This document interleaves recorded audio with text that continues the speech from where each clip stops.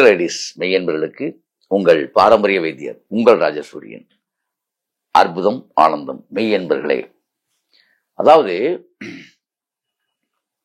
இப்ப பாத்தீங்கன்னா மாணவர்களுக்கு கல்வியில நாட்டம் இல்லை.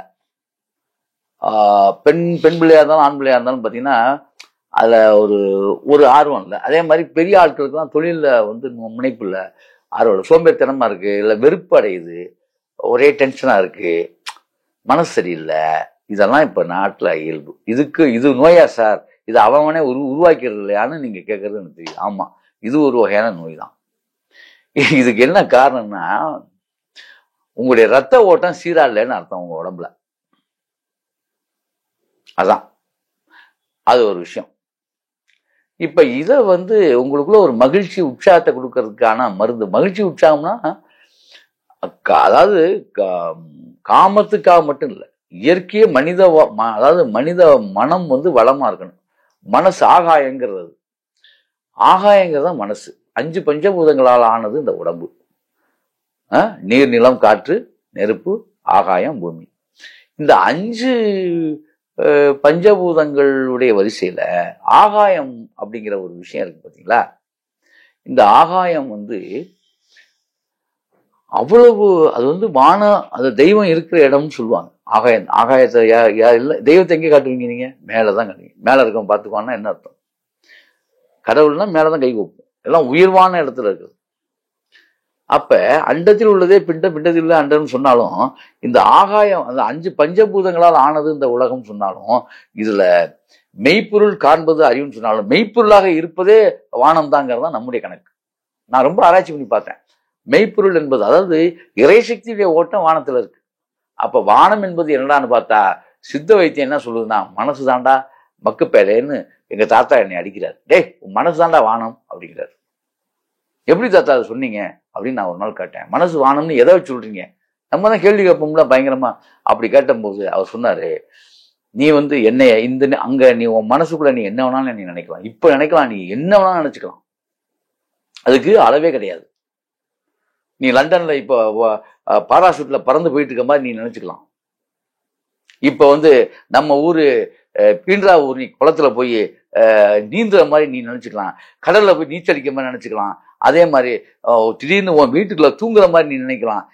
ஒரு செகண்ட்ல நீ என்ன வேணாலும் நினைக்கலாம். அதே மாதிரி 10 வருஷத்துக்கு முன்னால ஒரு சம்பவம் நடந்திருக்கும் உனக்கு, அதை நினைச்சுன்னா ஐடியா வரும் உனக்கு. 5ஆம் கிளாஸ்ல படிச்ச டீச்சர் ஒரு ஞாபகத்துக்கு வருவாங்க. 5ஆம் கிளாஸ்ல பாடம் சொல்லி கொடுத்த வாத்தியார் ஒரு ஞாபகத்துக்கு வருவாங்க. அந்த கிளாஸ் ரூம் அந்த பசங்க உனக்கு ஞாபகத்துக்கு வரும். இதெல்லாம் எங்க ரெக்கார்ட் ஆயிருக்கு நீ நினைக்கிற? உள்ள என்ன இது பிலிம் சுட்டி வச்சிருக்காங்களா? இல்ல அதுக்கான கருவிகள் இருக்கா? நீங்க நினைச்சு பாருங்க கொஞ்சம். அதாவது சேமிப்பு கருவிகள் ஏதேனும் இருக்கிறதா? இன்றைக்கு நீங்க விஞ்ஞானம் கண்டுபிடிச்சிருக்க மாதிரி அதை பூரா எல்லாம் ஸ்டோர் பண்ணி வைக்கிறதுக்கு, ஸ்டோரேஜ் ஃபுட்டேஜை பாதுகாக்கிறதுக்கு உள்ள என்ன இருக்கு? நீங்க எங்க உடைச்சு பார்த்தாலும் எலும்பும் சதையும் நரம்பும் தான் இருக்கும்.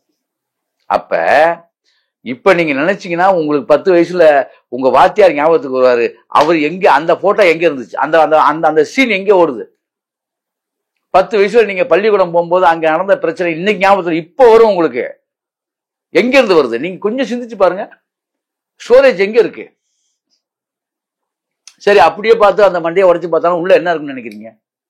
நமக்கு தெரிஞ்ச வரைக்கும் வயறு கேறு எந்த சமாச்சாரமும் அந்த பிலிம் சுருளு அந்த பாதுகாக்கிற மாதிரி அந்த அந்த அந்த ஃபுட்டேஜை பாதுகாக்கிற மாதிரி விஷயங்கள், ரசாயன விஷயங்கள்லாம் ஒண்ணுமே இல்லை அங்க. எங்கதான் நோக்கினாலும் ஒரு எலும்பு இருக்கும், நரம்பு இருக்கும், சதை இருக்கும், ரத்தம் ஓடிக்கிட்டு இருக்கும். இதுதான். அப்ப எங்க ஸ்டோரேஜ் ஆகுது? எப்படி?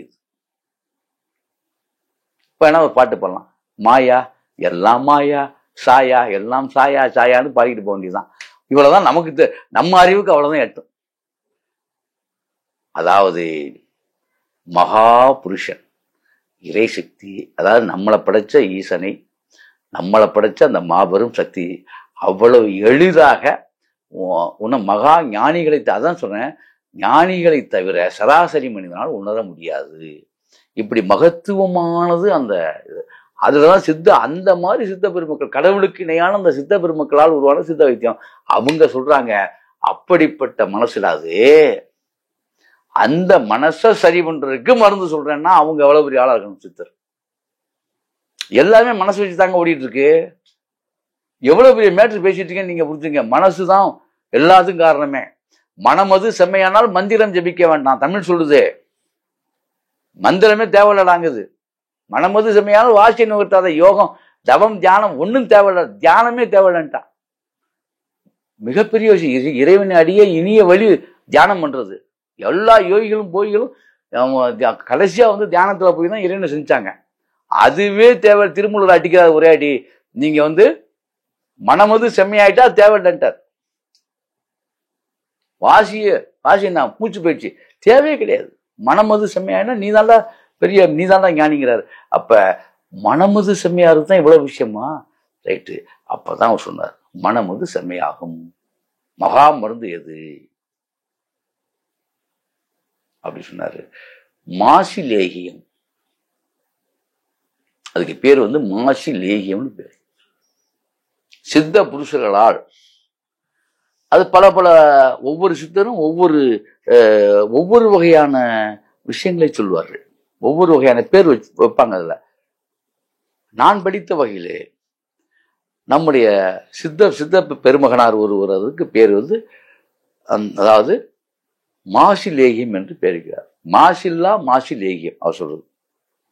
அப்ப மனசில் படுகிற மாசு அவனுக்கு குற்றமற்றவனாக வாழ. இதெல்லாம் யாருக்கு இப்போ என்ன, சின்ன பிள்ளைல பெரிய ஆள் வரைக்குமே இந்த மகா லேகியம் பயன்படும் ஒவ்வொரு உருண்டை. ஏன்னா நல்ல மனசு, நல்ல நோக்கம், கருணையே உருவான இரக்க தயாள குணம் இவைகள்லாம் அது உருவாக்கி தரும்னு சொல்றாங்க. அந்த மகா அற்புதமான மூலிகைகளால் அது தயாரிக்கப்படுது. அப்ப இதுல என்ன கணக்கு அப்படின்னா, வில்வம் தான் முதல்ல வருது. அப்ப வில்வ இலை ஒரு 100 கிராம் காஞ்சது, அதாவது நம்ம நிழல்ல உலர்த்தணும். அப்ப 100 கிராம் அளவுக்கு புடுங்கி காய வைக்கணும் வில்வம். அதே போல அரச இலை, அரச மரத்துடைய இலை 100 கிராம். அதே போல ஆலமரத்தினுடைய இலை,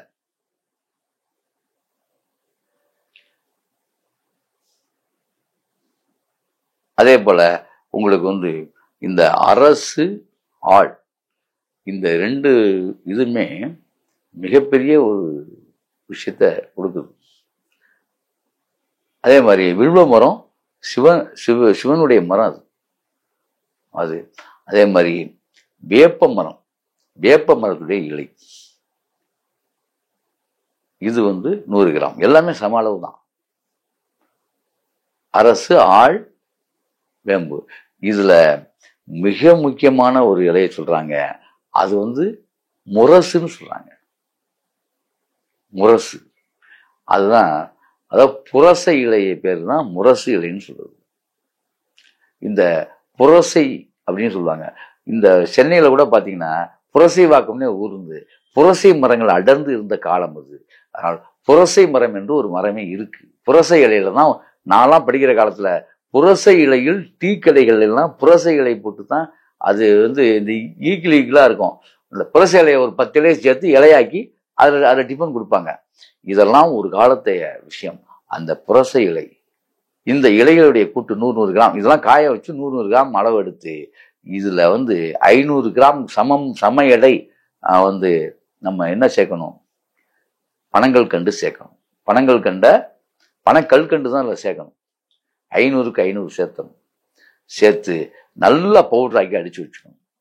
நல்லா காய வச்சு பவுடராக்கி அடிச்சு வச்சுக்கிட்டு காலையில 1 டீஸ்பூன், மதியம் 1 டீஸ்பூன், இது மட்டும் 3 வேளை சாப்பிடணும். வெந்நீர்ல தான் சாப்பிடணும். அது வெந்நீர்ல கூட எந்த மாதிரி வெந்நீர்னா, வெந்நீருக்கு ஒரு கணக்கு சொல்றாங்க. அருகம்புல்லும் ஒரு 4 அருகம்புல்லும் ஒரு 6 மிளகும் போட்டு காய்ச்சிய 1/2 லிட்டர் வெந்நீர்ல 6 அருகம்புல்லும் ஒரு 6 மிளகும் போட்டு காய்ச்சணுமா. காய்ச்சி அந்த நீர்ல தான் இந்த லேகியத்தை சாப்பிடணும். இப்படி சாப்பிட்டு வந்தா மனமது செம்மையாகும் சொல்றாங்க. ஆகவே மனமாச்சரியங்களை கடந்து நாம் வாழ்க்கையில மனதை அது இந்த மாதிரி யாருக்கு பயன்படும்னா, நீங்க தவ வாழ்க்கை சீலர்களுக்கு, யோகிகளுக்கு, இந்த பிரஷர் நோயாளிகளுக்கு அரிய மருந்துது. ஏன்னா மனம் செம்மையாட்டாலே பிரஷர்லாம் வராது. டென்ஷன் குறையும். முதல்ல வாழ்க்கை நிம்மதி இருக்கும். முதல்ல எது இருக்கோ இல்லையோ நிம்மதி இருக்கும். இது வந்து தொடர்ந்து பார்த்தீங்கன்னா ஒரு 48 நாள் இந்த மாசில்லா மாசி லேகியத்தை சாப்பிடலாம். நீங்கள் மாசில்லா மாசி பவுடர் லேகியமாகவும் கிளறிக்கலாம் தேன் விட்டு. அப்படி கிளறினீங்கன்னா அது ரொம்ப நல்லது, நீண்ட காலத்துக்கு இருக்கும். இல்லைனாலும் மாசில்லா மாசி பவுடராக வச்சுக்கிட்டு தேனில் சுகர் இருக்கவங்க இந்த மாதிரி வந்து இப்போ பனங்கள் கண்ணில் இது மாதிரி சாப்பிட்டுக்கலாம். சரியா? ஒரு 48 நாள் ஒரு மண்டலத்தில் நீங்கள் தெரிஞ்சுக்கலாம் எப்படி இருக்குன்னு. இதை வாழ்க்கை பூராமே கடைப்பிடிச்சாலும் கடைப்பிடிக்கலாம், ஒன்றும் தப்பே கிடையாது. ஆக இப்படி செய்து அப்படி வாழுங்கள். அற்புதம், ஆனந்தம்.